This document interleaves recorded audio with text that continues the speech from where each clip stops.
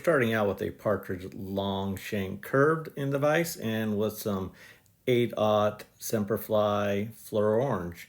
Go ahead and start your thread right behind the eye. We're going to keep it nice and thin because we have to put the legs on and slide that bead over it. So coming underneath with your legs is a nice technique. And then go ahead and wrap up. And you can see I'm pulling the legs out to keep them nice and thin and to keep them splayed. So once you have that all nice and wrapped up, go ahead and secure, make a little ramp, and then throw in a whip finish. Because of the legs, I am doing a hand whip finish, but you can definitely do a whip finish with your whip finish tool. Come in, snip off that thread, and then you're going to take the bead and you're going to slide it up. You can see how it just slides up nicely, and then go ahead and cut to the length of your antenna that you want. Restart the thread right behind the bead, come in, cut that off, and I like to build a little thread dam right behind the bead. It helps keep it in place. And then we're going to take the thread down about halfway or so, and then take in another set of rubber legs using that same technique where you slide it up and under, and then use your non-thread hand to go ahead and pull and splay them out and keep them under a little bit of tension, and then just wrap backwards down to towards the bend of the hook. This technique keeps the legs on both sides of the hook and makes it a really nice and easy way to get those tails to splay out. Next, we're going to add some 2mm Semperfli red wire in and take that all the way down to where we tied in the legs.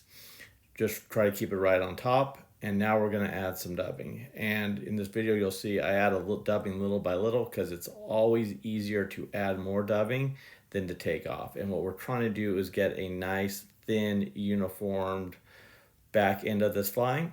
And just go ahead and wrap up in touching turns. You can see nice and uniform with a little bit of a taper on there. I just need to add just a little bit more, not a problem. And go ahead and secure that down. With the wire, I pull it forward first, and then I counter wrap. This will keep it from twisting the legs and keeping them in place.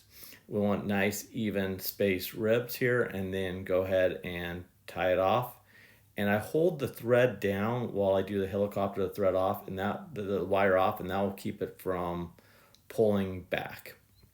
Next, we're adding some holo tinsel in purple. I find that the trout really like the purple, especially in the winter time.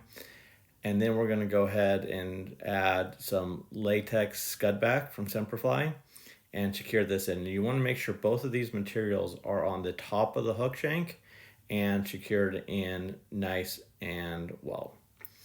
Then we're going to take a little bit of dubbing and we're going to build up a thread dam right at where we tied in. And this is going to start to form that thorax. On a stonefly, the thorax is a lot bigger than their body. And we're going to add 2 sets of legs here.